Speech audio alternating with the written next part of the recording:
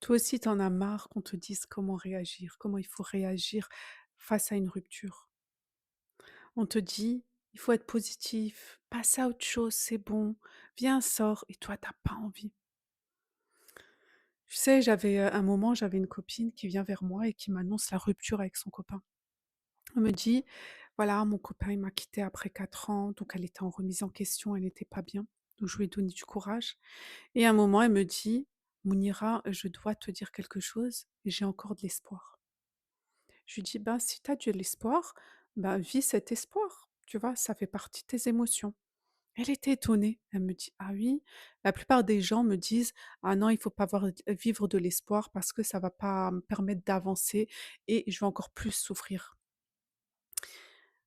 En fait, il faut comprendre que chacun vit différemment, que ce soit sa vie, ses émotions, les ruptures ou autres.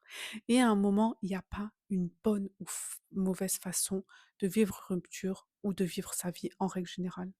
Donc à un moment, il faut accepter, il faut être soi-même, il faut vivre ses émotions. Si à un moment tu te sens triste, c'est OK, accepte. Je suis triste, j'ai pas envie. C'est une émotion, c'est comme ça.